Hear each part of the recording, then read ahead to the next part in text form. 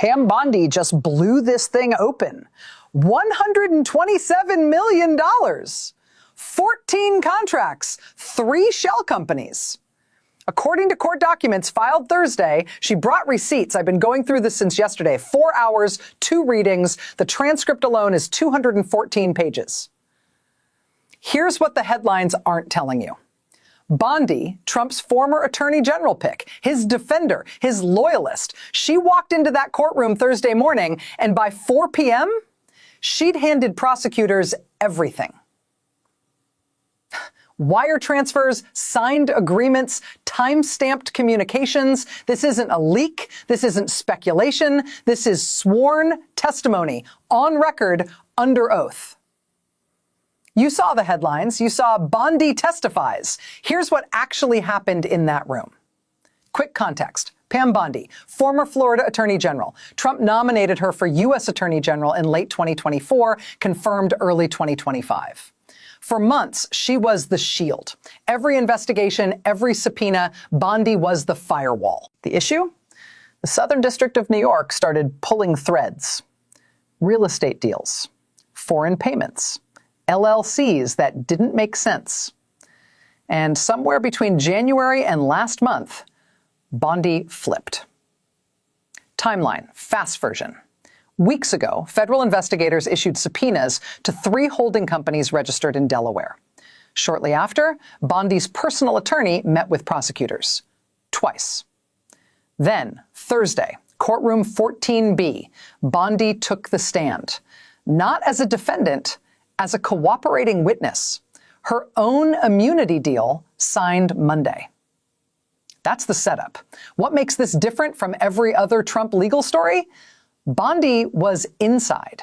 She wasn't watching from the outside. She wasn't speculating. She was in the meetings. She saw the documents. She heard the conversations.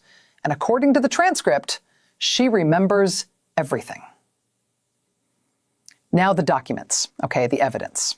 First document, filed Friday. I pulled page 34. It says, quoting here, the witness confirmed direct knowledge of 3 separate agreements executed between January 2025 and August 2025, each involving payments routed through intermediary entities.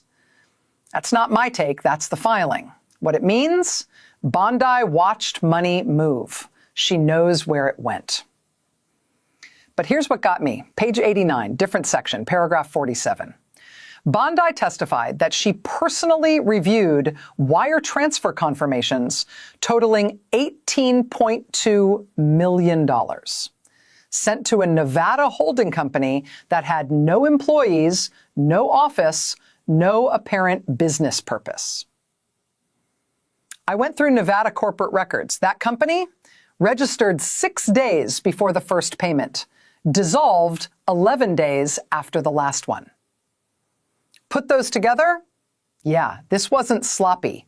This was architected. And I gotta be honest, first read, thought I misread it. Page 112, Exhibit F. Bondi provided prosecutors with 47 emails between herself and 3 members of Trump's inner circle, all from a 2-week period last spring. Subject lines included, direct quote from the transcript, re-Cyprus arrangement and offshore structure, urgent. Read that again. The former Attorney General of the United States just handed over emails about offshore structures sent while she was in office. I went through this twice. Pattern's clear. Payments routed through Delaware LLCs with minimal paper trails. Contracts signed by proxies, not principals. Communication shifted to encrypted platforms when certain topics came up. All documented, all time-stamped, all corroborated by banking records prosecutors already had. Now, what nobody's covering. Page 147, buried in the appendix.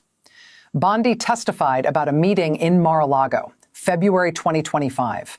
8 people in the room. She said, and I'm reading directly, I was instructed not to document the conversation. I was told this explicitly. Then she documented it anyway. Personal notes, kept at her residence, turned over to prosecutors last month. Those notes reference a $340 million development deal involving a foreign sovereign wealth fund. The deal was structured to avoid CFIUS review. If you don't know what CFIUS is, Committee on Foreign Investment in the United States, it reviews deals that could impact national security. This deal was specifically structured to stay under their radar. Bondi's notes include the phrase, "They know the threshold, stay under." Fallout from this testimony, 3 additional subpoenas issued Friday afternoon. 2 former White House staffers, 1 current member of Trump's legal team. The Nevada LLC is now under federal investigation, and according to court records, prosecutors have requested banking records from 4 international institutions, including one in the Cayman Islands, within 72 hours of Bondi's testimony. That fast. That's just the first document. I'm not done. If this breakdown's useful, subscribe. I'm covering this daily now. The filings are coming faster than the headlines can keep up. I'll keep translating. Okay, but look, gotta be fair here. The other side has a point. Few points, actually. Trump's legal team says this is a political persecution dressed up as prosecution. And honestly, some of their argument holds up. Their position, first, Bondi has immunity.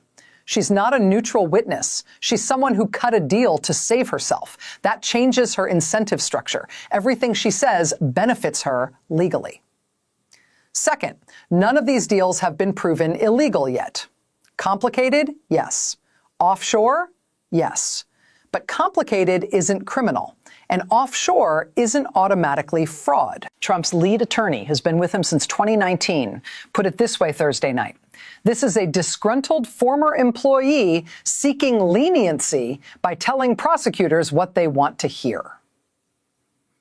Don't agree with all of it, but that's not nothing. What they've got, Bondi's immunity deal, means she has every reason to deliver. Prosecutors don't give immunity for nothing. She had to bring value. That creates pressure to embellish. The LLCs in question, Delaware, Nevada, are legal structures used by thousands of legitimate businesses. Having an LLC isn't evidence of wrongdoing. Even legal analysts who aren't Trump supporters admit this. Former federal judge, now at Georgetown Law, said Friday, the complexity of these transactions doesn't prove intent. You need more than structure. Look, I'm not here to tell you who's right. The prosecution interpretation? Bondi's testimony is devastating. It shows awareness. It shows design. It shows intent to obscure. The defense interpretation? Bondi's testimony is bought. It shows a witness who needed to deliver something, anything, to stay out of prison herself. Both can be true. That's what makes this complicated. Here's what I keep coming back to. Bondi didn't just talk. She brought documents, physical documents, emails, notes, wire transfer confirmations. You can question her motive. You can question her credibility, but you can't question the paper. The emails exist. The transfers exist. The timing exists. If this were just her word, defense has a point. Reasonable doubt everywhere. But it's not just her word. Republican strategists are already framing this as betrayal. Bondi turned on the president who gave her everything. That's the narrative forming on conservative media. And there's something to that, too. Loyalty matters in politics. Bondi was a true believer, or presented as one. Her flip feels personal to people who trusted her. One former Trump campaign official posted Friday night, she was family. This is unforgivable. That's real sentiment. Don't dismiss it. What I can tell you, what the documents show. And they show a paper trail that prosecutors now have complete access to, handed over by someone who was in the room. Whether that's justice or vengeance depends on where you sit. But the evidence itself, that's what we focus on. This didn't come out of nowhere. Backstory, quick. A year ago, first signs of fracture. Bondi and Trump's inner circle disagreed on how to handle SDNY subpoenas. She wanted compliance, they wanted delay. Months later, Bondi was quietly sidelined from key meetings. Still had the title, lost the access. Around the holidays last year, her name surfaced in a parallel investigation, not as a target, but close enough. Someone even said on record to Politico, she saw the walls closing and made a choice. What happened? Self-preservation. Pattern in this administration, consistent across 2 terms. Loyalty rewarded until it becomes inconvenient. Legal exposure handled individually, not collectively. When pressure mounts, everyone's on their own. Bondi watched Michael Cohen. She watched Rudy Giuliani. She watched what happens when you stay loyal past the point of legal safety. She made a different choice. Every insider who's flipped before, same calculation, same result. The difference this time, Bondi had access others didn't. Cabinet-level access, classified briefing access, access to conversations that never should have happened in front of a potential witness. And now, prosecutors have all of it. People are asking, why would she keep notes? Why would she save emails?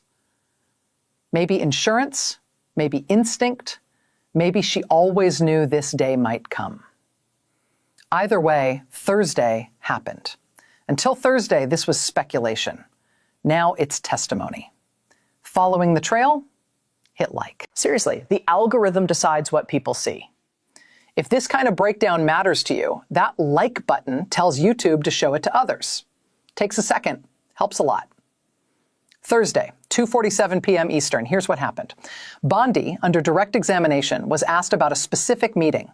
Oval Office, February 14th, 2025. She paused, looked at her attorney, then answered. I was present when the president discussed structuring the Doha Agreement to avoid congressional notification requirements. Room went silent. What followed? Trump's defense attorney immediately requested a sidebar. Prosecutors asked for a 15-minute recess. 3 reporters left the courtroom to file. 23 minutes, that fast. When testimony resumed, Bondi walked through it piece by piece. The agreement involved a $340 million development project in Qatar, American partners, foreign financing, and according to Bondi, a specific instruction to structure it below reporting thresholds. Now, what everyone missed. While media focused on the dollar amount, something else happened. Bondi named names. Not Trump alone. 8 people. Current and former officials, 1 sitting member of Congress. The transcript was partially sealed within an hour, but not before reporters got the basics. Then Friday morning, one of those names lawyered up publicly, hired a white-collar defense firm out of D.C., issued a statement denying any wrongdoing. Nobody asked him to comment, he volunteered it. That's telling. The congressman's office? No comment. Referred all questions to legal counsel. Also telling. Judge's response? Scheduled an emergency status hearing for Tuesday. Accelerated the timeline. Wasn't reactive, calculated. You can see it in the docket entries. Prosecutors requested expedited discovery Friday afternoon, granted within hours. Something in that testimony spooked them into moving faster. This is where it gets interesting. The sealed portion of Thursday's transcript, we don't know what's in it. But we know it was sealed at the prosecution's request. They're protecting something, or someone, or setting something up. Tuesday, we find out more. Drop your prediction below. Seriously, what do you think's in the sealed portion? Who else gets named? I'll come back to this comment section after Tuesday's hearing. See who called it. Keep watching. What are experts saying? Former Assistant U.S. Attorney, 17 years at SDNY. When a cabinet-level official flips and brings contemporaneous documentation, that's not a wobble, that's an earthquake. Plain English, this doesn't happen often. When it does, cases accelerate. Another one, criminal defense attorney, 22 years federal practice. The immunity deal tells you everything. Prosecutors don't grant immunity unless what they're getting is worth more than what they're giving up. Key there, they gave her a pass. That means she brought something bigger than her own potential charges. Here's what's interesting. Even former Trump legal advisors admit the situation is serious. One former White House counsel attorney spoke to CNN Friday, said the documentation is the problem. You can attack a witness. You can't attack a wire transfer confirmation. When both sides agree, pay attention. Consensus forming among legal analysts. Bondi's testimony alone isn't enough to indict, but it opens doors. The documentation she provided is independently verifiable. That's the threat. The sealed portion suggests more is coming. Prosecutors don't seal for nothing. Constitutional law professor at NYU wrote about this last night. We're watching a real-time stress test of whether anyone is truly above the law. The answer isn't clear yet. Former DOJ official under Obama, now at Brookings. This has elements we haven't seen combined before. A cooperating cabinet member, active concealment allegations, foreign money, congressional involvement. Each alone is serious. Together? She didn't finish the thought. Didn't have to. That's where professionals land. The legal machinery is moving. The question isn't whether there's exposure. The question is scope. If this breakdown helps you understand what's actually happening, hit like. I'm not doing hot takes. I'm reading documents. That like tells YouTube this content matters. Appreciate it. Why should you care? Real talk, how this affects actual people. Money. If you have any investment in U.S. markets, pay attention. Political instability affects portfolios. It's not partisan, it's math. Friday, defense contractor stocks dipped 2.3% after the Qatar connection surfaced. Investors don't like uncertainty around foreign deals. Your 401k probably has exposure to companies now scrambling to review their own compliance. Not advice, just what the market's already pricing in. Precedent. This sets a precedent. If a sitting attorney general can be compelled to testify against a former president with documentation, the rules around executive privilege just got rewritten. Next time you hear executive privilege in a headline, this case is the reference point.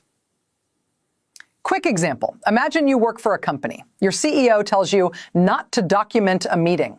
You do anyway. Years later, you hand those notes to investigators. That's what just happened at the highest level of government. Every future administration will think about this. Every future official will make calculations based on this.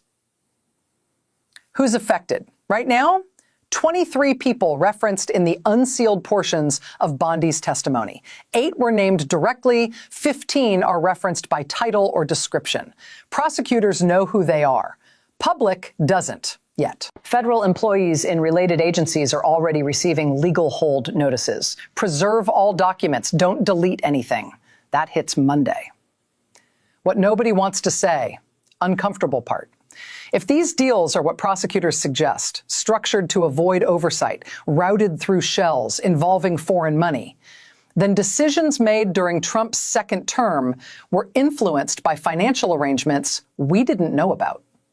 Policy decisions, appointments, regulatory choices.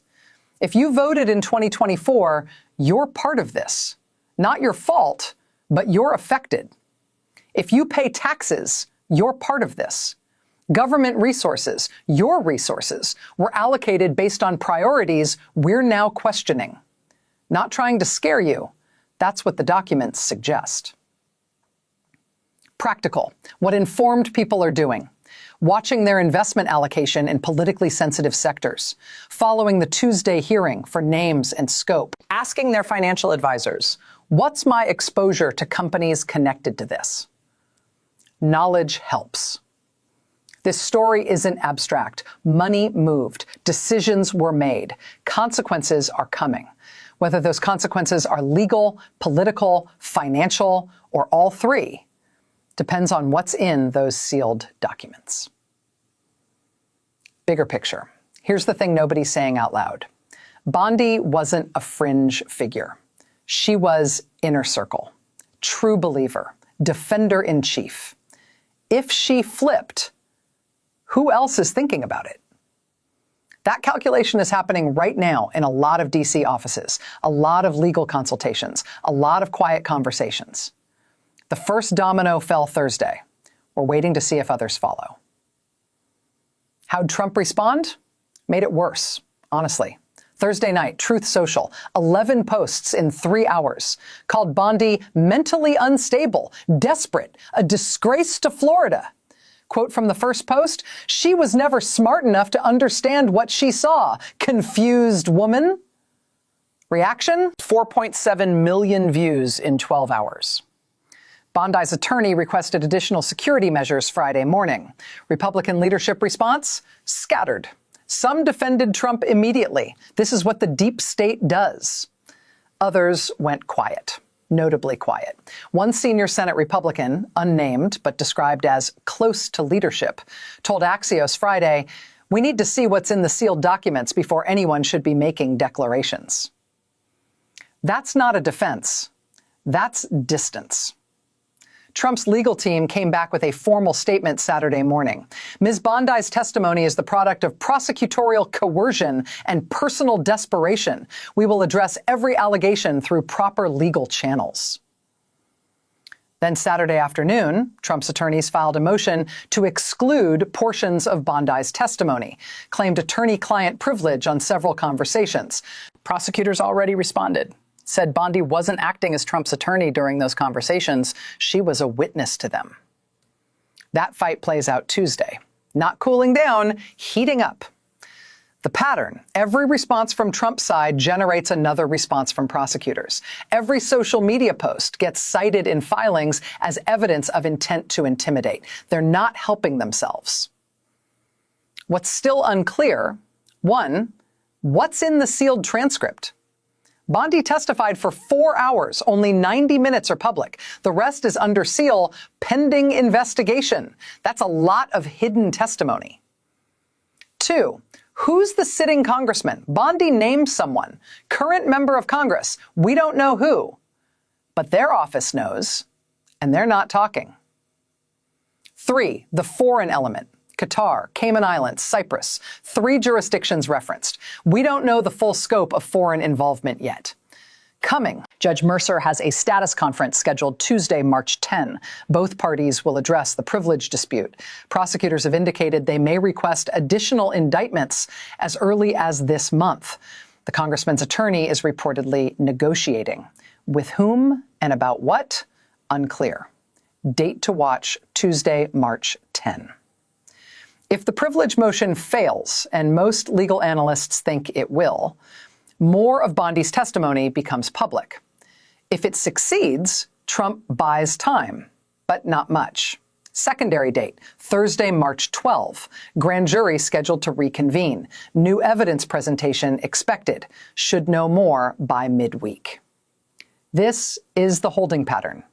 Uncomfortable, uncertain, moving faster than anyone expected. Subscribe. I'll cover Tuesday's hearing live. When the sealed portions come out, if they come out, I'll break them down same day. Notifications on. This is moving where we are right now. Saturday, March 7, 2026. Bondi has completed her initial testimony, may be recalled. Partial transcript is public, key portions sealed. 8 individuals named, status unclear for most, 1 congressman identified, name still under seal. Trump's attorneys filed privilege motion this morning. Prosecutors have requested expedited discovery from 4 foreign financial institutions. Scheduled Tuesday, March 10, status conference, privilege arguments. Thursday, March 12, grand jury reconvenes. March 17, tentative, next witness testimony, identity not disclosed. Not public yet, the sealed 2.5 hours of Bondi's testimony, contents unknown outside the courtroom. Any cooperation agreements with other witnesses? Prosecutors haven't disclosed. Full scope of the Cayman Islands banking records request. Clocks running. Every day between now and Tuesday, both sides are preparing. Legal briefs, media strategy, witness coordination. What happens Tuesday shapes what happens the rest of the month. If privilege holds, slower pace. more legal fighting, potentially months more. If privilege fails, acceleration. More names, more testimony, possible indictments before April. We're in the gap, waiting. That's where we are. Pam Bondi, cooperating witness, immunity secured, testimony on record. Donald Trump, defending, attacking, legally exposed in ways that didn't exist a week ago. Surface read, former ally turns, brings receipts. But Bondi didn't flip randomly. Something forced her hand, her own legal exposure, the pressure from prosecutors, maybe something we still don't know. And the sealed testimony matters.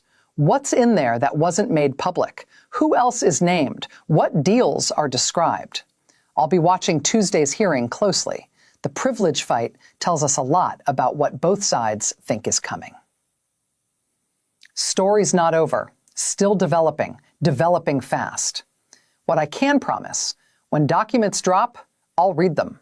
When transcripts release, I'll translate them. When experts weigh in, I'll separate the signal from the noise. This isn't about hot takes. It's about understanding what's actually happening. Subscribe for the full picture, not just headlines. The legal machinery is in motion. Bondi's testimony opened a door. What walks through it next, we'll find out Tuesday. I'll be here. Talk soon.